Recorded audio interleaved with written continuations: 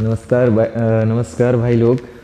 बहुत दिन से हम लोग का वीडियो अपलोड नहीं हो पा रहा था। चलिए खैर कोई बात नहीं, उम्मीद करते हैं कि आप सभी लोग अच्छे होंगे। और हम लोग अब जो है कोशिश कर रहे हैं कि रेगुलर वीडियो आप लोग तक पहुँचे। तब तक आप लोग अपने दोस्तों के बीच में शेयर करने का थोड़ा सा काम कीजिए, क्योंकि जितना आप शेयर करेंगे उतना ज़्यादा हमें मोटिवेशन मिलेगा। तो हम आपसे ये रिक्वेस्ट करेंगे कि आप काइंडली जो है वीडियो को हमारा शेयर कीजिए आप लोग। चलिए आज जो है ना हम लोग क्या एसएससी जीडी ये जितने भी क्वेश्चंस आपको दिख रहे होंगे एक्चुअल में ये सभी क्वेश्चंस जो है आपके एसएससी जीडी 10 जनवरी 2023 फर्स्ट शिफ्ट का पूछा हुआ क्वेश्चन था। पहला शिफ्ट में था ये टोटल जितने भी क्वेश्चन फर्स्ट शिफ्ट में पूछे गए थे वो सारे क्वेश्चंस का हम लोग डिस्कशन कराएंगे। और देखिए सबसे इम्पोर्टेंट चीज़ में क्या आपको सीखने को मिलेगा, क्वेश्चन तो खैर ठीक है जो भी है, लेकिन सबसे इम्पोर्टेंट चीज़ है ना कि आपको एग्ज़ाम में कैसे क्वेश्चन को आंसर करना है ये आपको पता चलेगा। क्वेश्चन बनाना मेरा मेन उद्देश्य नहीं है कि क्वेश्चन हल करना हम आपको सिखाएंगे, क्योंकि उस लेवल का इसमें क्वेश्चन ही नहीं है जिस लेवल का मतलब बात किया जाए। लेकिन मेन है कि एग्ज़ाम में आंसर कैसे मारना है वो हम आपको सिखाएंगे इस पूरे सेशन में। देखिए पहला क्वेश्चन जो है आपके सामने, आपसे पूछा जा रहा है कि एक व्यक्ति गंतव्य तक पहुंचने के लिए 4 अलग अलग रास्तों से साइकिल चलाता है। इस पूरी यात्रा के दौरान उसका औसत चाल क्या है। कुल मिला के आपसे पूछा जा रहा है एवरेज स्पीड क्या है। एवरेज स्पीड पूछा जा रहा है। औसत चाल, औसत चाल का मतलब बच्चा जानता है कि कुल दूरी बटा कुल समय होता है। कभी भी अगर आपसे एवरेज स्पीड पूछे तो total distance by total time होता है। ध्यान दीजिए जब हमारा आप फाउंडेशन बैच आपको आएगा टाइम एंड डिस्टेंस का, वो भी अपलोड हम लोग करेंगे, तो कोई जरूरी नहीं है कि आप total distance by total time ये फार्मूला आप रटें। You don't need to memorise this formula. आप बेसिक तरीके से भी हम लोग बताएंगे, कई तरीका है, आराम से रेशियो मेथड वगैरह बहुत सारा लगा लेते हैं। लेकिन फिलहाल ध्यान दीजिए, हम लोग को पता है कि एवरेज स्पीड निकालना है तो total distance by total time करना होगा। तो टोटल डिस्टेंस देखिए, जो पहला रास्ता था ना ए, उसके लिए वो 20 किलोमीटर चला है, और दूसरा रास्ता जो तय किया है बी पर वो 15 किलोमीटर चला है, और एक तीसरा रास्ता था सी जिसके लिए वह 10 किलोमीटर चला है, और एक अंतिम रास्ता जो डी है उसमें उसने 24 किलोमीटर चला है। इस तरह से हम अगर देखना चाहेंगे कि टोटल उसने कितना दूरी तय किया तो बिल्कुल हम लोग बता सकते हैं 0 5 5 4 9, यानी कि 9 2 1 3 1 4 2 6, यानी कि टोटल जो चला होगा ना वो 69 किलोमीटर चला होगा। तो टोटल डिस्टेंस तो हमारे पास अब आ गया कि 69 किलोमीटर। अब हमको टोटल टाइम निकालना है, तो टाइम इज इक्वल टू होता है डिस्टेंस बाई टाइम। ध्यान दीजिए कि अगर कोई 20 किलोमीटर चला है, वह दूरी जो तय किया 20 किलोमीटर और स्पीड था उसका 5 किलोमीटर प्रति घंटा, तो जाहिर सी बात है उसको समय लगा होगा 4 घंटा। दूरी बटा चाल इज इक्वल टू समय। वैसे ही दूरी चला है 15 किलोमीटर, स्पीड है 3 का, तो 3 × 15 समय लगा होगा 5 घंटा उसको। सिमिलरली 10 किलोमीटर चला है 2 के स्पीड से, यानी इसको समय लगा होगा यहाँ भी 5 घंटा। और फिर 24 किलोमीटर चला है 4 के स्पीड से, तो समय लगा होगा 6 घंटा। इस तरह से आप कुल समय देख सकते हैं 6 4 10 10 10 20, यानी कि उसको 20 घंटा लगा है। तो इस तरह से टोटल डिस्टेंस पता है, टोटल टाइम पता है। अब इसको भाग देना है तो कोई ज़रूरत नहीं है, इसको 100 बना लेंगे तो 5 से गुना करेंगे तो ये 100 हो जाएगा, और फिर इसको भी 5 से गुना कर दीजिए तो 9 5 45, 6 5 30 30, 9 5 45, 6 5 30, 30 4 34, यानी कि 9 5 45 और 6 5 30 4 34, यानी कि 3.45 किलोमीटर प्रति घंटा। तो इस तरीके से हम लोग आराम से आंसर टिक कर सकते थे। चलिए ध्यान दीजिए, एक नेक्स्ट क्वेश्चन फिर से कह रहा है कि यदि 5x - 2y ratio x - 2y = 9:17 हो। देखिए ये तो हल करना आप लोग को सिखाया गया होगा। ऐसे जब भी इक्वेशन आए तो नज़दीक का गुना नज़दीक से और दूर का गुना दूर से कर लेंगे, कोई इधर उधर करने का जरूरत ही नहीं है। तो यहाँ हम लोग देख रहे हैं 9x होगा और यहाँ पे 17 × 5 = 85x होगा। दोनों को दोनों सेम चिन्ह, दोनों का दोनों सेम चिन्ह है, तो हम लोग क्या करेंगे, दोनों के दोनों सेम चिन्ह है, ये नहीं आएगा सही, एकदम बिल्कुल नहीं पता चलेगा। तो ब्लू ले सकते हैं, ये चलेगा। देखिए, तो हम लोग क्या करेंगे कि नज़दीक का गुना नज़दीक से और दूर का गुना दूर से कर लेंगे। तो यहाँ देखिए 9x है, पहले x वाला हल करते हैं। 9x है और दोनों के दोनों सेम चिन्ह में है, ये भी प्लस ये भी पॉजिटिव। तो 9x और 17 × 5 = 85x, दोनों का दोनों सेम चिन्ह में घटेगा। LHS से RHS या RHS से LHS में आएगा, तो ये सब बताए हुए हैं रेशियो में आपको। तो 9x और 17 × 5 = 85x, तो 85x और 9x दोनों आपस में घटेंगे तो ये आएंगे 76x। अब यहाँ से फिर आगे अब y का देख लेते हैं। तो 9 दूनी 18y और 17 दूनी 34y, दोनों के दोनों निगेटिव है साइन, मतलब सेम चिन्ह है, तो सेम चिन्ह में फिर से घटेगा। तो 18 और 34 में जो अंतर आएगा 16 का आएगा, 16y। एक बार इसको काट लिया जाए, 4 चौक 16, 19 चौक 76, यानी कि आप बोल सकते हैं x अनुपात y के साथ 4 है तो x के पास जाएगा, x के पास 19 है तो y के पास जाएगा, यानी कि 4:19। अब आपसे देखो क्वेश्चन क्या पूछा है ना कि 9x/13y बताइए। क्वेश्चन आपका है 9x/13y का मान क्या होगा। तो आपको पता है x का मान हमारे पास 4 है और y का मान हमारे पास 19 है, तो 9 चौका 36। अब बाकी ऑप्शन चेक करने का कोई ज़रूरत ही नहीं है, एक ही ऑप्शन है जिसका न्यूमरेटर 36 है, तो बड़ा आराम से आप कर सकते थे ये सब। चलिए, एक डीलर ने एक वस्तु पर 72,000 रुपये के अंकित मूल्य पर 20% की छूट दी और 10% की हानि व्यय की। अंकित मूल्य पर उसे कितना छूट देना चाहिए जिससे उसे वस्तु पर 440 रुपये का लाभ हो। देखिए, क्वेश्चन कुल मिलाकर क्या पूछा है ये सोचना है। अंकित मूल्य पर उसे कितने छूट देनी चाहिए, ऑप्शन है सारे परसेंटेज में, मतलब क्वेश्चन पूछ रहा है कि उसे कितने % छूट दे कि फिर भी उसे 440 रुपये का लाभ हो। तो भाई मेरे 440 रुपये का लाभ होना चाहिए, तो क्रय मूल्य क्या होना चाहिए और विक्रय मूल्य क्या होना चाहिए, ये हम पहले पता करते हैं। तो देखिए, एक डीलर ने एक वस्तु पर 72,000 रुपये के अंकित मूल्य पर 20% की छूट दी और 10% की हानि व्यय की। अंकित मूल्य पर उसे कितनी छूट, ध्यान दीजिए। मतलब एक डीलर जो है अपने सामान का जो अंकित मूल्य रखता है, एक डीलर जो है अपने सामान का जो अंकित मूल्य है वो 72,000 रुपया रखा है और कह रहा है कि उस पर 20% की छूट भी दिया है। तो अंकित मूल्य पे 20% छूट का मतलब अंकित मूल्य का तुलना 100 से 20% छूट पर कितना में बेचेगा, तो 80 में। और कह रहा है कि इतना में बेचने के बाद भी उसको 10% का हानि हो रहा है। तो 10% का हानि का मतलब ये हुआ कि इतना में बेचा है तो 10% का हानि, तो विक्रय मूल्य होगा 90, क्रय मूल्य उसका निकालना होगा तो हमको 100 से गुना, यानी कि 9 से 8 बार में 8 × 64,000, यानी कि वस्तु का क्रय मूल्य तो पता चल गया कि 64,000 रुपया है और कह रहा है कि हमको 440 रुपया का लाभ भी होना चाहिए। तो 440 रुपया का लाभ जब होगा तो हम उसको बेचेंगे 64,440 रुपया में, 64,440 रुपया में बेचेंगे। ये हमारा सेलिंग प्राइस होना चाहिए। अंकित मूल्य आप देख रहे हो कि कितना है, 72,000 रुपया है। अंकित मूल्य जो है वो 72,000 रुपया है। तो आप खुद बताइए कि 72,000 रुपया MRP है और बेचना है उसको हमको 64,440 रुपया में, तो कितने % का छूट। ध्यान दीजिए, जब प्रतिशत छूट बोल रहा है तो हमको अंकित मूल्य और सेलिंग प्राइस का सिर्फ रेशियो चाहिए। ऐसा आप लोग को बताया जाएगा जब आप पढ़ेंगे तो, और जो बच्चे पढ़ रहे हैं उनको सब ये पता है। तो हम लोग क्या करेंगे कि सबसे पहले इस 72,000 है, ये 72,000 है और ये सेलिंग प्राइस आपका इतना है। पहले इसको कटता है तो काट लेते हैं, अगर कटता है तो इसको आपस में हम काट लेते हैं 0 से 0।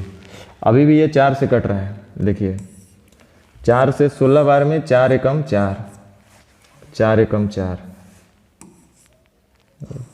4 एकम 4, और ये 4 से 18 बार में।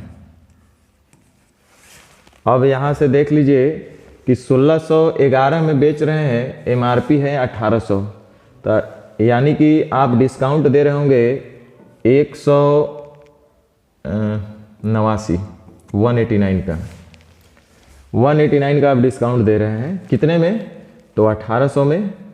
प्रतिशत में पूछा गया है इसलिए गुना 100, तो 2 0 से 2 0 कट जाएगा 18 वाट 44 से 18 नवा बरसट्ठा से 18 नवा बरसट्ठा से 18 दहिया 180 यानी कि 10 पॉइंट समथिंग आएगा।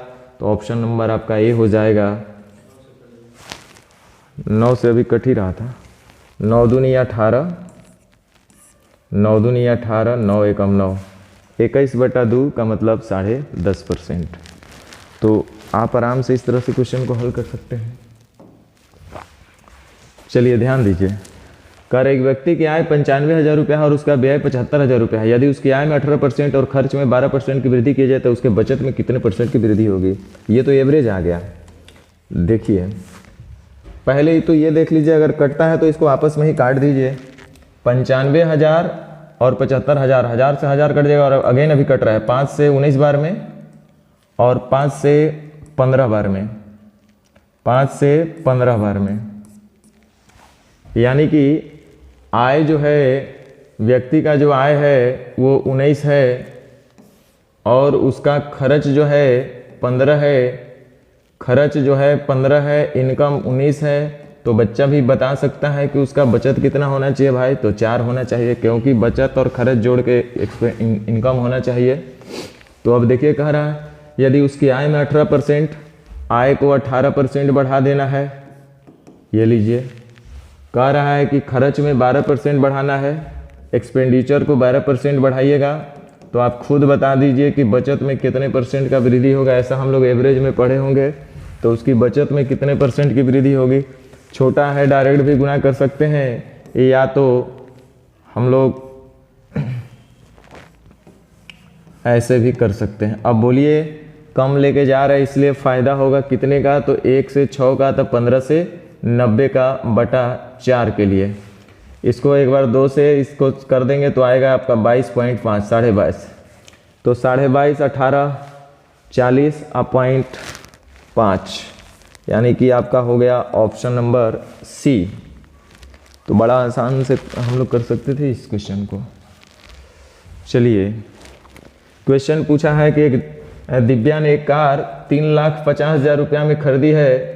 दिव्या ने कार 3,50,000 रुपये में खरीदी है और 4,35,000 रुपये में 4,35,000 रुपये में बेची, तो उसका लाभ प्रतिशत बताइए। भाई मेरे, जब कभी भी आपसे क्वेश्चन में प्रतिशत लाभ पूछे ना, तो आपका काम इतना ही होना चाहिए कि क्रय मूल्य और विक्रय मूल्य का रेशियो लिख लीजिए। आपका हर हाल में लाभ प्रतिशत आएगा। क्वेश्चन चाहे कितना भी बड़ा हो, काम आपका यही होना चाहिए कि जब भी प्रॉफिट लॉस पूछे तो आप CPSP का रेशियो लिख लिया कीजिएगा।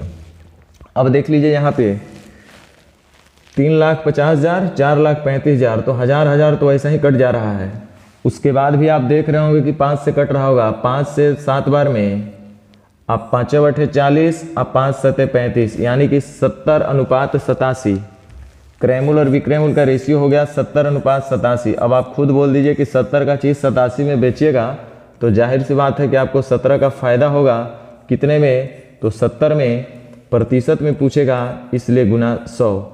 1 0 से 1 0 कट जाएगा, 170/7। तो 170 को 7 से भाग दीजिएगा तो 21/47 से 21 बार से भी ज़्यादा जाएगा, तो 24/164, तो 7×4 = 28, 24 बार में जा रहे ना, तो 7 से 7 दूनी 14, 3 7×4 = 28, यानी कि 24 पॉइंट समथिंग आ रहा है आपका, यानी ऑप्शन नंबर सी 24.3%।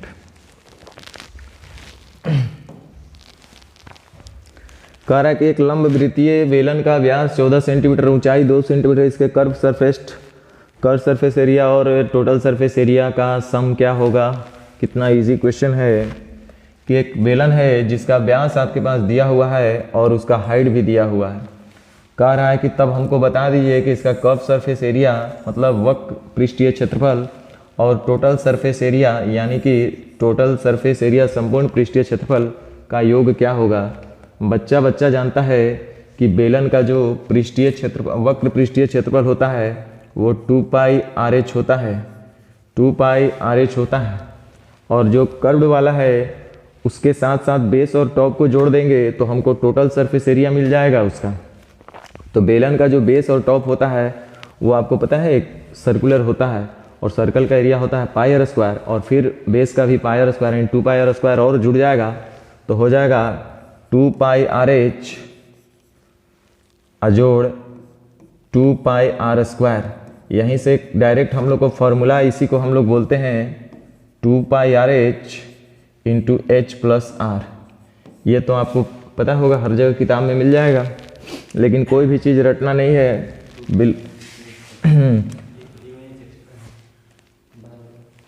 हाँ, अब देखिए यहाँ पे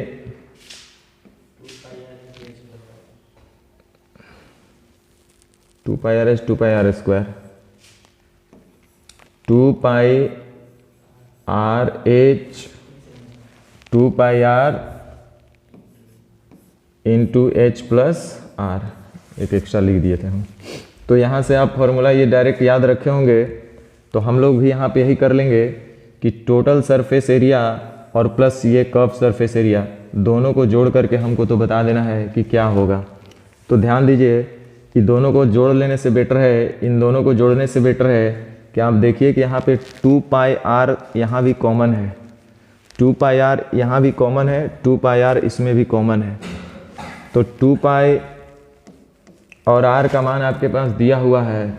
बेलन का व्यास अगर 14 है तो त्रिज्या आपका 7 हो जाएगा। ऊंचाई 2 सेंटीमीटर दिया हुआ है 2 पाई आर एच प्लस 2 पाई का मान ऐसे ही रहने दीजिए क्योंकि 2 पाई आर कॉमन है आपका। आर है आपके पास 7 आई इंटू एच प्लस आर, तो एच है आपके पास 2, आर है आपके पास 7, यानी कि 7 अदू 9, यही आपका होगा। तो आप देख रहे हैं कि यहाँ पे 2 पाई आर कॉमन है, पाई के लिए बोल रहा है कि 22/7 का यूज़ कीजिए, तो 2 पाई कॉमन ले लीजिए तो आपके पास बचेगा 7 दूनी 14 और 9 सते 63, तो 14 और 63 इसको ऐसे ही रहने दीजिए 14 प्लस 63, और 22 के लिए पाई के लिए आप 22/7 आपको लेना है तो इसको 22/7 कर दीजिए। अब देखिए कितना आसानी से आप बोल सकते हैं 7 दूनी 14 और 7 9 63, यानी कि 9 अदू 8, 8 दूनी 16, 16 गुने 2, 16 गुने 2, 9 अदू 11, 11 दूनी 22, 22 का स्क्वायर होबे करता है 484। अब एक काम ऐसा भी हम लोग कर सकते हैं कि योग ज्ञात कीजिए 2 पाई आर, तो 8 3 11, 9 8 17, 6 11, नहीं ये भी नहीं लगेगा, 11 का मल्टीपल में सारे ऑप्शन 11 के मल्टीपल में डाल दिया है। करेक्ट। शहर में भालुओं की जनसंख्या प्रतिवर्ष 3% की दर से बढ़ रही है। यदि शहर में भालुओं की वर्तमान जनसंख्या 21,218 है तो 2 वर्ष पहले भालू की जनसंख्या क्या थी? बड़ा इजी क्वेश्चन हो गया है भाई मेरे। 3% की दर से वृद्धि का मतलब 100 से हो जाएगा पहले वर्ष 103, लेकिन 2 वर्ष पूर्व का बात कर रहा है, 2 वर्ष पूर्व का बात कर रहा है, तो यानी कि 2 साल के लिए लेना पड़ेगा। तो 2 साल के लिए लेंगे तो इसका भी स्क्वायर हो जाएगा, इसका भी स्क्वायर हो जाएगा, या 100 into 100 is equal to 103 into 103। और कह रहा है कि यदि वर्तमान जनसंख्या 21,218 है, वर्तमान का मतलब ये हुआ कि 2 साल बाद, तो हमारे हिसाब से वर्तमान जनसंख्या दिख रहा है 103 गुना 103। पूछ रहा है कि 2 वर्ष पूर्व भालू की जनसंख्या कितनी थी, तो कितनी थी, तो 100 गुना 100 थी। अब ध्यान दीजिए, इसको हल करिएगा तो हल करते हुए रह जाइएगा, तो थोड़ा सा दिमाग लगा लीजिए, बड़ा आपके लिए आसान होगा। ध्यान दीजिए, हमारा इतना ही दिमाग काम कर रहा है कि इसको जब मेरा दिल करेगा, जब दिल होगा, तो जब अगर मन होगा, आपको फुर्सत टाइम रहेगा तो इसको गुना कीजिएगा, तो 3 गुने 3 यानी इकाई अंक पे हर हाल में 9 आएगा। इतना तो कंफर्म है कि 103 गुना 103 कीजिएगा तो इकाई स्थान पे 9 ही आएगा, कोई और डिजिट तो नहीं आएगा। और जब ये 9 आएगा तो 9 से पहले और भी कुछ होगा डेटा, जैसे x y z, और अंतिम अंक 9 है। हम ऐसा मान लेते हैं कि एक्स वाई जेड और इससे पहले और भी कुछ डिजिट हो, उससे मतलब हमको नहीं है, लेकिन इतना तो ज़रूर है कि जब इसको हम गुना करेंगे तो अंत में जो आएगा वो 9 ही आएगा। अब इसका मतलब है कि हमको 9 से इसको भाग लगाना है और फिर 100 गुने 100 करना है। तो ध्यान दीजिए, क्योंकि ऑप्शन जो आपके दिए हुए हैं वो इंटीजर में दिए हुए हैं, इसीलिए दिमाग भी लग रहा है। तो ध्यान दीजिए, जब इंटीजर में देवे किया है तो बड़ा आसान काम है। इसका मतलब है कि इसको हर हाल में पूर्ण रूप से कटना होगा, और कटेगा जब 9 का पहाड़ा में इकाई अंक पे 8 आएगा। 9 से हमको भाग लगाना है, अंतिम अंक 8 है तो 8 से कटना भी चाहिए। तो 9 गुना, देखिए पहला है 5 तो 9 पचे 45, आना चाहिए 8, तो ये ऑप्शन हो गया आपका गलत, ही नहीं होगा। दूसरा ऑप्शन है 9 तो 9 9 81, आना चाहिए 8, आ रहा है 1, यूँ नहीं हो सकता है। तीसरा ऑप्शन है 9 गुना 2 9 दूनी 18, बिल्कुल ये होबे करेगा। ऐसे डी को चेक कर लीजिए, 9 8 72, आना चाहिए 2, आना चाहिए 8, आ रहा है 2, यानी डी भी नहीं होगा। शायद आप बात मेरे समझे कि नहीं समझे मुझे नहीं पता, लेकिन समझाने का हम प्रयास इतना ही किए कि यहाँ देखिए इकाई अंक, यहाँ पे डिनोमिनेटर जो है हर है, इकाई अंक पे 9 आ रहा है। यहाँ पूर्ण रूप से इंटीजर में ऑप्शन दिया है, यानी पूर्णतः भाग लगना चाहिए। पूर्णतः भाग लगने का मतलब है कि 9 के मल्टीपल में करने के बाद हमको इकाई अंक पे उसका 8 भी आएगा। तो हमको दिखा कि 9 गुना 2 करने पर ही 8 आ रहा है इकाई अंक पे, बाकी 9 गुना 5 करेंगे तो 8 नहीं आएगा, 9 गुना 9 करेंगे तब वो 8 नहीं आएगा। तो इसका मतलब है कि हमारा जो सही ऑप्शन होना चाहिए वो सी होना चाहिए, और नहीं तो बाकी तो आप काट कूट करके आंसर लाइए सकते हैं, इसमें कोई सेक्शन दे नहीं है। लेकिन एग्ज़ाम में नहीं करना, एग्ज़ाम में ऐसा ही करना है, क्योंकि अधिकांश लोग तो कैलकुलेशन देख के ही छोड़ देंगे इसको। कह रहा है एक्स ने कुल 180 रुपये में 40 पेंसिल खरीदी और 180 रुपये में 2 दर्जन पेन खरीदे। 180 रुपये में 40, ध्यान दीजिए, रुपया ऊपर संख्या नीचे, बाप बड़ा ना भैया सबसे बड़ा रुपया, कई बार बोले हैं। रुपया ऊपर संख्या नीचे, तो एक पेंसिल का क्रयमूल्य पता चलेगा, एक पेंसिल का क्रयमूल्य पता चलेगा। काट दीजिए ना, क्या दिक्कत है, 2 9 18, यानी कि 4.5 रुपया। एक पेंसिल का क्रयमूल्य पता चल गया 4.5 रुपया, और 180 रुपया में 2 पेन खरीदे, अच्छा 2 जगह खरीदा है। 180 रुपया में 2 दर्जन खरीदा है, ठीक है। तो 180 रुपया में 2 दर्जन, 2 दर्जन का मतलब 12 दूनी 24, 12 दूनी 24, तो 12 दूनी 24 और 12 से 15, 15 से हो गया 7.5, यानी कि 7.5। 12 से भाग लगाते तो 15 बार में, 24 से भाग लगाएंगे तो उसका आधा 7.5 बार में। अब देखिए, तो यहाँ 7.5, यहाँ 4.5, कह क्या रहा है, एक पेन और एक पेंसिल के मूल्य के बीच का अंतर लीजिए। एक पेन का हम लोग कीमत निकाल लिए हैं जो कि 4.5 रुपया है। पेंसिल, ये पेंसिल था और ये पेन है हमारा, तो एक पेंसिल का कीमत 4.5 रुपया है, एक पेन का कीमत 7.5 रुपया है। तो एक पेन और एक पेंसिल के मूल्य के बीच का अंतर, तो 7 और 4 का अंतर 3 रुपया, 3 रुपया का अंतर है। कह रहा है कि ये अपने वेतन का 45% भोजन पे, वेतन का 5% वृद्धाश्रम में दान कर देता है। वह भोजन तथा वृद्धाश्रम पर कुल 28,500 रुपये खर्च करता है। भोजन और वृद्ध आश्रम पे 28,500 रुपया खर्च करता है, 28,500 रुपया खर्च करता है।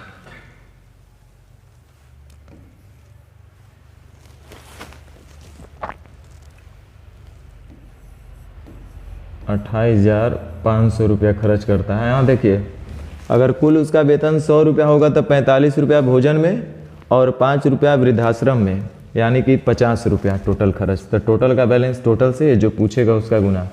तो एक आय क्या थी, एक आय पूछ रहा है, यानी कि 100 से गुना। तो यहाँ सीधे कर लीजिए, 2 5 10, 8 दूनी 16 और 1 17, यानी कि ऑप्शन नंबर बी। कर एक पेंटिंग को 12 दिन में कर सकता है, बी उसी को 8 दिन में कर सकता है, सी उसी को 10 दिन में कर सकता है। तो हम बोले थे कि सबसे पहला काम होता है टाइम एंड वर्क संबंधित प्रश्नों को हल करने के समय कि सबसे पहला हमारा काम है कि उनका एफिशिएंसी निकाल लें। तो एबीसी का एफिशिएंसी निकाल लेते हैं। तो 12, 8 और 10 से कटने वाली राशि, तो 12 और 8 और 10 से कटने वाली राशि हमको लगता है कि 120 ही होगा। तो 12 दहिया 120, 8 15 120 और 10 20 120, 12 10 से 120, 12 10 से 120, यानी कि टोटल जो वर्क हो गया हमारे पास 120 काम है, 120 वर्क मान लिए हैं टोटल। कह रहे दिनों की संख्या लगभग में बता दीजिए, जैसे ए द्वारा पेंटिंग की जा सकती है, मतलब ये जो है कितने दिन में पेंटिंग करेगा। यदि बी और सी दोनों साथ मिलकर एक दिन छोड़कर, बी और सी दोनों साथ मिलकर एक दिन छोड़कर एक दिन उसका साथ देंगे। कह रहा है ना कि ए तो काम करवे करेगा, लेकिन बी और सी साथ में मदद करेंगे, लेकिन एक दिन छोड़ करके, यानी एक दिन अकेले करेगा बी ए और अगले दिन उसके मदद करने लेके आएंगे बी और सी। फिर नेक्स्ट डे ए रहेगा और फिर अगले दिन उसकी मदद करने के लिए बी और सी आएंगे। मतलब यही प्रक्रिया जारी रहेगा। इसका मतलब आप बोल सकते हैं कि पहला दिन ए काम करेगा तो भाई मेरे 10 काम करेगा, दूसरा दिन बी और सी भी करेंगे, दूसरा दिन बी और सी दोनों साथ मिलकर एक दिन छोड़कर एक दिन उसका साथ देंगे, यानी कि ये साथ देंगे तो ए तो रहवे करेगा, बी और सी आ जाएंगे। फिर यहाँ पे ए तो रहवे करेगा, बी और सी आ जाएंगे। तो ध्यान दीजिए, दूसरा का दिन ए बी सी तीनों काम करेंगे तो 12 15 27 10 37। इसका मतलब पहला दिन 10 काम होगा और दूसरा दिन 37 काम होगा। पहला दिन 10 काम चूंकि ये अकेले करेगा और दूसरा का दिन बी और सी साथ में उसको मदद करने के लिए आएंगे तो ए रहेगा, बी सी भी रहेगा। तो दूसरा का दिन 12 15 27 और 10 37 काम होगा। पहला दिन ए अकेले काम करेगा तो 10 काम होगा। यानी कि हम ऐसा बोल सकते हैं कि 2 दिन में 47 काम होगा। 47 काम होने में 2 दिन लग जाएगा। अब ध्यान दीजिए, 47 काम होने में 2 दिन, तो 47 गुना 2 करेंगे तो कितना हो गया, 7 दूनी 14, 40 दूनी 80, यानी कि 94। 94 काम तो हो गया 4 दिन में। अब जो बारी आएगा वो किसका आएगा भाई मेरे, तो ए का आएगा। तो ए आएगा तो कितना दिन लेगा, ए आएगा तो एक अभी 10 काम करेगा, तो 94 और 10, 94 और 10 104 काम। तो एक करेगा एक दिन काम तो ए का समय भी एक दिन बढ़ जाएगा, जाहिर सी बात है। अब ध्यान दीजिए, अब अगला जो बारी होगा बी और सी का होगा। तो बी और सी जब आएंगे ना तो ए बी सी तीनों साथ में काम करेंगे, यानी 37 काम करेंगे। लेकिन आप देख लीजिए कि क्या उतना काम करना है, क्या नहीं करना है। इसका मतलब अब ज़्यादा दिमाग मत लगाइए। 2 दूनी 4 और 1 5 दिन तो काम हो गया है। छठा दिन जो काम रह गया आपके पास शेष, वो कितना रह गया, तो 94 और 10 104 काम बचा आपके पास 14 काम, सॉरी 16 काम। 16 काम ही शेष रह गया है। लेकिन जब सी ए बी सी तीनों करेंगे तो काम करेंगे 37। तो समय कितना होगा, तो time is equal to work by efficiency. तो वर्क रह गया 37, एफिशिएंसी रह गया 16, वर्क रह गया 16, एफिशिएंसी रह गया 37, यानी कि 16/37। और यानी कुल मिला के हम कहेंगे कि 5 पॉइंट समथिंग दिन, जो कि आपका ऑप्शन नंबर ए था। तो सब बड़ा आसान क्वेश्चन है टाइम एंड वर्क का। कह रहा है कि 5 महिलाएं काम को 8 दिन में कर सकते हैं, जबकि 8 बच्चे उसी काम को 10 दिन में कर सकते हैं। तो महिला वाला बच्चा के पास, बच्चा वाला महिला के पास आप आराम से बोल सकते हैं। कह रहा है कि 5 महिलाएं एक काम को 8 दिन में करेंगी, 5 महिलाएं एक काम को 8 दिन में करेंगी, जबकि 8 बच्चे उसी काम को 10 दिन में करेंगे। तो 8 से 8 खत्म हो जाएगा, 5 दूनी 10, यानी एफिशिएंसी हो गया इनका 2:1। अब टोटल वर्क हम लोग निकाल लेंगे। तब 5 महिला 8 दिन में करेगी, तब 5 महिला का मतलब 1 महिला एक दिन में 2 काम, तो 5 महिला एक दिन में 5 दूनी 10 काम। और कितने दिन में काम पूरा करती है भाई लोग, तो 8 दिन में। तो जाहिर सी बात है 8 दिन में टोटल काम इतना ही रहा होगा। पूछ रहा है कि 2 महिला 4 बच्चे कितने दिन में करेंगे, तो 2 महिला का मतलब 2 दूनी 4 और 4 बच्चे का मतलब 4 काम ये करेंगे, यानी 8। तो बच्चा भी बोलेगा कि सर 10 दिन लगेगा इनको करने में। कह रहा है कि √6, √8, √21 का चतुर्थ अनुपाती क्या है। आप चतुर्थ अनुपाती पढ़े होंगे, A/B बराबर C/D, A/B बराबर C/D, और D का मान हमें नहीं पता है भाई लोग, A/B बराबर C/D। अब एक तो तरीका ये था कि इन दोनों को हल कर लिया जाए, या तो एक काम करते हैं कि दोनों तरफ स्क्वायर कर देते हैं। दोनों तरफ स्क्वायर करेंगे तो फ़ायदा होगा कि दोनों के तरफ का रूट जो है वो हट जाएगा, यानी कि ये हो जाएगा 6/8 और ये हो जाएगा 21/x²। बड़ा आसान हो गया। अब दोनों तरफ स्क्वायर कर दिए तो रूट हट गया। अब ध्यान दीजिए x² का ही मान हमको निकालना है, तो x² बराबर हो जाएगा, कटता है तो काट लीजिए पहले, 3 दूनी 6 और 3 सत्ते 21 और 2 चौके 8, यानी x² बराबर तो हो गया 28। तो आप x का मान बता दीजिए √28। √28 का मतलब हुआ 4 × 7, 4 × 7 का मतलब हो गया 2√7।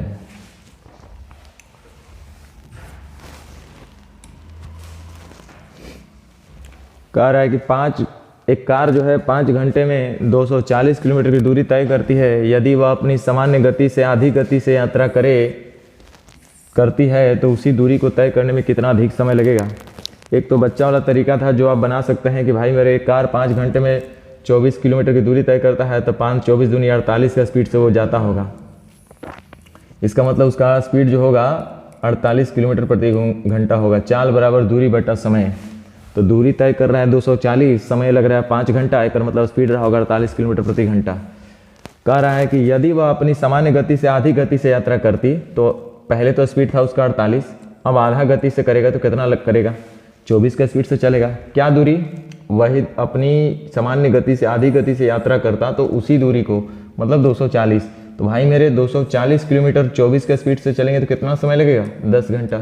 समय बराबर दूरी बट्टा चाल, पहले से आधी गति से यानी कि 24। तो कह रहा है कि बताइए उस दूरी को तय करने में कितना अधिक समय लगेगा। तो पहले तो लगता था 5 घंटा और अब लग रहा है 10 घंटा, तो कितना अधिक लग रहा है, तो बोलिएगा सर 5 घंटा। लेकिन भाई मेरे आपको इतना नहीं करना था, ये तो वो करेंगे जो अभी शुरू किए हैं सीखना ये सब चीज़। लेकिन जब आप सीख जाते हैं, समझ जाते हैं, तो जो बच्चा तैयारी कर लेता है तो उसको इतना नहीं समय लगता है। वो सीधे बोलेगा कि सर दूरी जब फिक्स है तो चाल का रेशियो दिया रेगुलर देंगे तो समय का रेशियो, और समय का रेशियो दिया रेगुलर देंगे तो चाल का रेशियो। क्योंकि जब दूरी कांस्टेंट होता है तो चाल और समय आपस में व्युत्क्रम अनुपाती होते हैं, इन्वर्स प्रोपोर्शनल होते हैं। तो कह रहा है कि यदि क्वेश्चन में कहा गया है कि यदि अपनी सामान्य गति से आधी गति से वही दूरी को तय करेगा, इसका मतलब ये हुआ कि भाई का पहले जो स्पीड रहा होगा वो पहले का जो स्पीड रहा होगा 2 रहा होगा और अब का स्पीड जो रहा होगा 1 रहा होगा। तो दूरी तो वही है, तो चाल 2:1 हो जाएगा, तो समय का रेशियो उलट करके हो जाएगा 1:2। अब देखिए समय तो पहले का लगता था 5 घंटा, पहले दिया है क्वेश्चन में कि लगता था 5 घंटा, पहले 5 घंटा लगता था। और आप खुद यहाँ पे देख लीजिए कि रेशियो में पहले समय उसको कितना लगता था, तो 1। अभी का समय निकालना है तो 2 से गुना 5 दूनी 10, यानी कि पहले 5 घंटा अब 10 घंटा, यानी 5 घंटा अधिक। लेकिन डायरेक्ट हमसे पूछा है कितना अधिक लग रहा है, तो 1 घंटे के बदले 2 घंटा लग रहा है, कितना एक्स्ट्रा लग रहा है, 1, यानी 1 का ही वैल्यू आपसे पूछा गया है, यानी आप डायरेक्ट बोलिएगा कि सर 5 घंटा। तो पेन भी लगाने वाला क्वेश्चन नहीं था। चलिए, एक दुकानदार अपने वस्तुओं पर 40% की छूट देता है और उसके बाद भी 20% का लाभ होता है, तो 24,000 रुपये अंकित मूल्य वाली एक वस्तु के लिए दुकानदार कितना क्रय मूल्य भुगतान करेगा। देखो भाई, हम कई बार बोले हैं कि अंकित मूल्य से क्रय मूल्य और क्रय मूल्य से अंकित मूल्य निकालने वाला क्वेश्चन जो होता है डिस्काउंट में सबसे ज़्यादा पूछा जाता है, इसलिए इसको आप बहुत इंपॉर्टेंट मान करके चलिएगा हमेशा। तो यहाँ पे अंकित मूल्य दिया हुआ है 2400 रुपया, तो 2400 रुपया अंकित मूल्य है, 2400 रुपया अंकित मूल्य है और हमको क्रय मूल्य निकालना है। तो रास्ते एक नहीं 5 तरीका हम बताए होंगे, 5 6 7 तरीका बता दिए होंगे। देखिए, तो हम डायरेक्ट कर रहे हैं 2400 रुपया अंकित मूल्य वाली एक वस्तु के लिए दुकानदार कितना क्रय मूल्य भुगतान करेगा। तो ध्यान दीजिए 2400 रुपया तो अंकित मूल्य हो गया, और 40% का छूट, तो अंकित मूल्य का तुलना 100 से 40% छूट का मतलब बेचेगा 60 में, क्योंकि अंकित मूल्य का रिलेशन छूट से होता है, लाभ हानि का रिलेशन क्रय मूल्य से होता है। और कह रहा है कि 20% का लाभ होता है, मैंने इतना में बेचा तो 20% का लाभ, तो विक्रय मूल्य का तुलना विक्रय मूल्य से क्रय मूल्य निकालना है तो 100 से गुना, और हमको क्रय मूल्य तो निकालना था 60 से 2 से 1200 रुपया।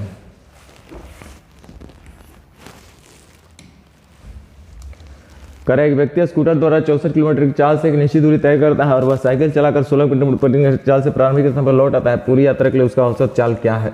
जब भी औसत चाल पूछे तो आप जानते हैं, हालांकि यहाँ तो दूरी कांस्टेंट है, जितना दूरी जा रहा है उतना ही दूरी फिर आ रहा है, तो ऐसे में औसत चाल आप लोग पढ़े होंगे 2xy बटा x प्लस वाई, यानी कि 2 गुने 64। इसके लिए भी कई कई तरीका हम बताएं, कुछ रटना नहीं है भाई मेरे। 64 बटा x प्लस वाई यानी कि 80, तो 16 से 5 बार में 64 दूनी 128, 256, 256 का मतलब 25.6। कह रहा है कि 5 घंटियाँ सुबह 9 बजे एक साथ बजती हैं। ये जितना घंटी बजेगा ना, ये सब पुनः कब मिलेंगी, जो इनका एलसीएम होगा वही मिलेंगे, ये जितना घंटी बजेगा।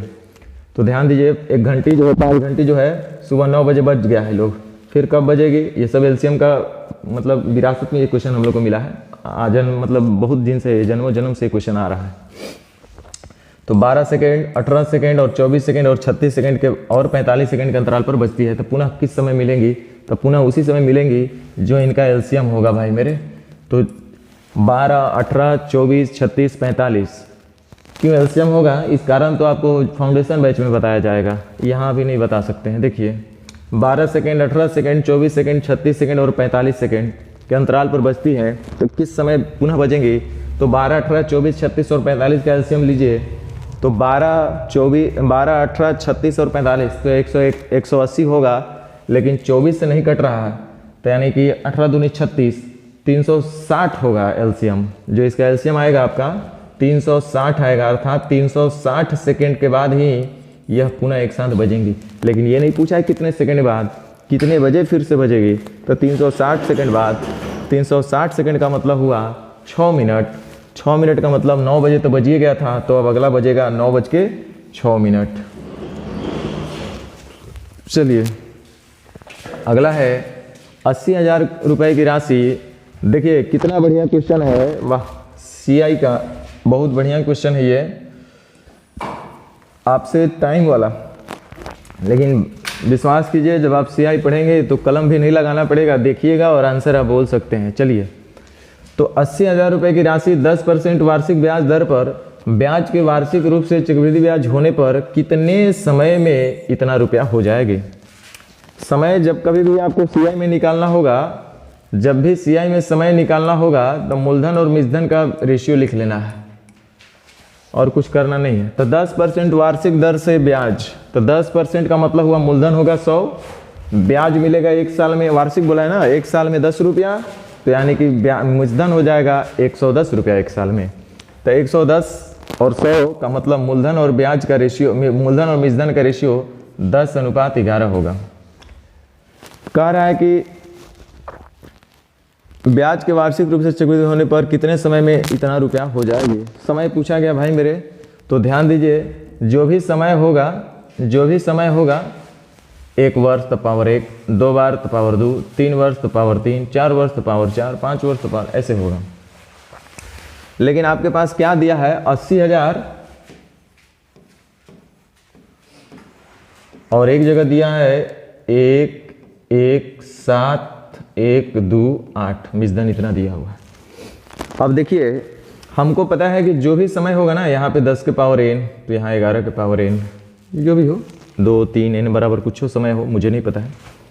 लेकिन इतना कंफर्म हो गया कि 11 वाला का तो चर्चा नहीं करेंगे, लेकिन इसका कंफर्म है ये 10 के पावर n होगा, यानी 10 का पावर 1 तो 10 होना चाहिए, 2 तो 100 होना चाहिए, 3 तो 1000 होना चाहिए, 4 तो 10,000 होना चाहिए, मतलब समथिंग लाइक 10 का मल्टीपल में आएगा, ये तो कंफर्म है। तो 10 के मल्टीपल में आएगा, एक मतलब है कि 8 नहीं रहेगा, ये भी तो कंफर्म होना चाहिए।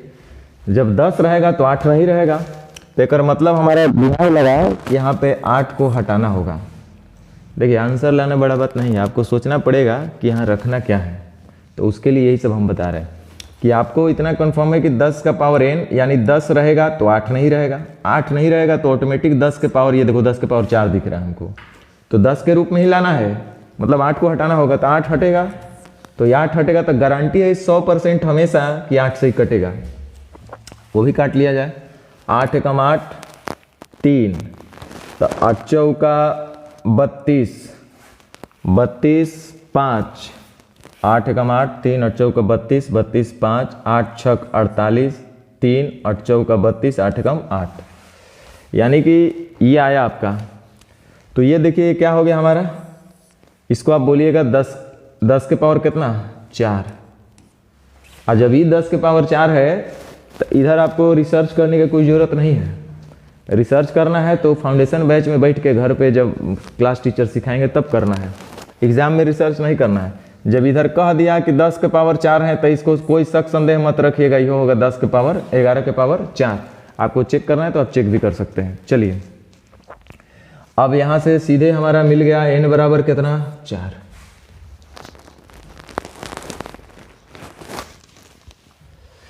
ये क्या बोल रहा है, 9 सेंटीमीटर त्रिज्या और 15 सेंटीमीटर ऊंचाई वाले एक शंकु को पिघलाकर, देखिए 1 लाख बार आपको बताया गया है कि इस पे बहुत ज़्यादा क्वेश्चन रहता है, हमेशा रहता है। जब कभी भी किसी वस्तु को पिघलाइएगा, जब कभी भी किसी वस्तु को पिघला दीजिए, गला दीजिए या फैला दीजिए या पसार दीजिए, ये सब बहुत तरह का बात बोलेगा। पसार दीजिए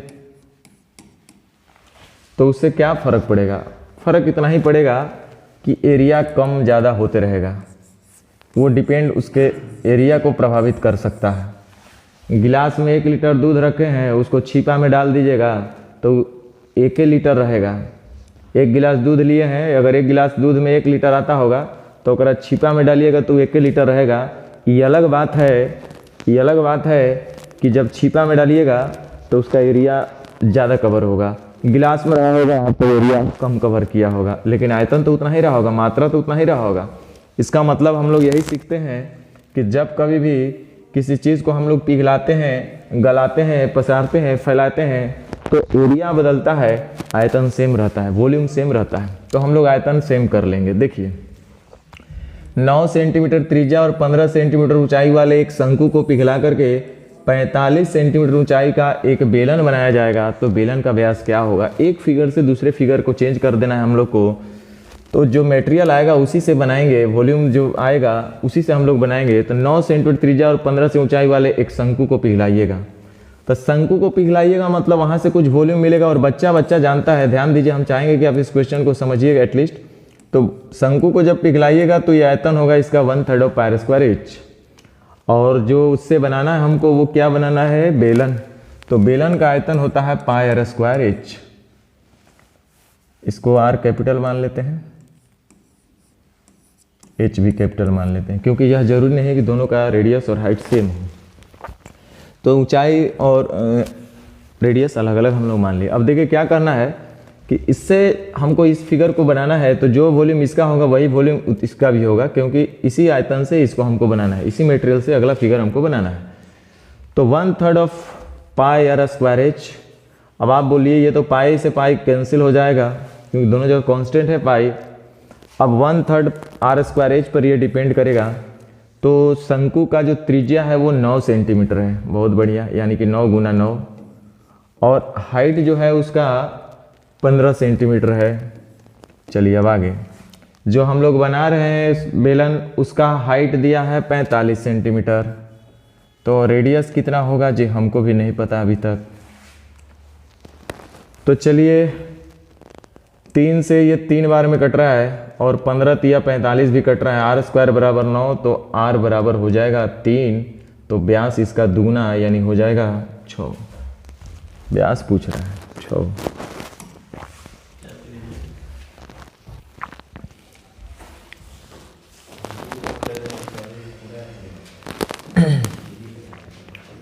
देखिए मोहन एक टेबल को 2832 रुपया पर बेच रहा है। ध्यान दीजिए 2832 रुपया में बेच रहे हैं। तो 2832 रुपया में आप बेच रहे हैं तो उसको लाभ हो रहा है 18% का। तो टेबल का क्रय मूल्य क्या होगा? तो विक्रय मूल्य का तुलना विक्रय 18%, विक्रय मूल्य का तुलना विक्रय मूल्य से क्रय मूल्य निकालना है 100 से गुना। ये तो बड़ा आसान था, लेकिन इतना लिख देने से काम नहीं चलेगा, आपको फाइनली आंसर टिक करना पड़ेगा। तो रुक जाइए, इतना अच्छा तरीका हम बता रहे हैं आपको कैसे इस क्वेश्चन को टिक करेंगे, सुन लीजिए। हमको पता है कि ऑप्शन सारे इंटीजर में दिए हुए हैं, आप देख लीजिए एक बार अच्छे से। 2480, 2500, 2400 और 2440। ये तो हम आपको समझाने के लिए इतना बोल रहे हैं, लेकिन हमको आंसर साफ दिख रहा है। ये चलते कि जब ये पूरी नहीं कटेगा, जब तक ये पूरी नहीं कटेगा तब तक इंटीजर में आंसर नहीं आएगा। इसका मतलब है कि हर हाल में इसको पूरी कटना है। अब पूरी कटना है तो 118 × 2 236, 118 × 3 354 ऐसे पढ़ना पड़ेगा हमको। तो कोई तो ऐसा समय आएगा जब इसको पढ़ेंगे तो उसके इकाई अंक पे 2 आएगा, पूर्णतः काट देगा इसको। यानी कि 8 के गुना में जो भी होना चाहिए वो हल करके अंत में 2 आना चाहिए इधर। ई 118 के पहाड़ा जब पढ़ेंगे तो करते करते करते अंत में 2 आना चाहिए। तो ई 8 के पहाड़ा में इकाई अंक पे 2 आ जाए तो 8 8 64, 2480 बार में कब कटेगा? 8 8 64, 6 आ रहा है, ये नहीं हो सकता है। बात को समझिए हम क्या बोल रहे हैं। दूसरा है 2500, तो 5 5 8 40, 0 नहीं आएगा। दूसरा ऑप्शन है 2400, तो 4 4 8 32, इकाई अंक पे 2 आएगा, बिल्कुल आएगा 2400।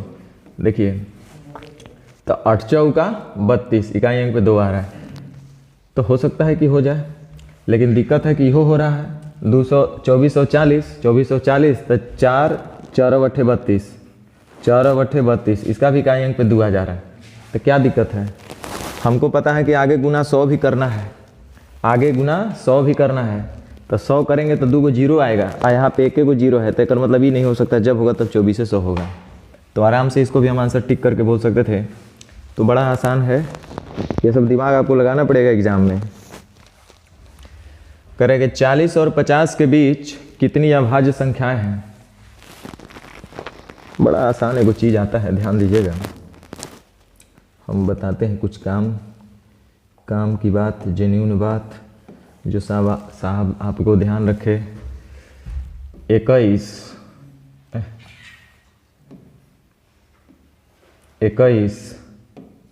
22, फिर 22 दूनी 44,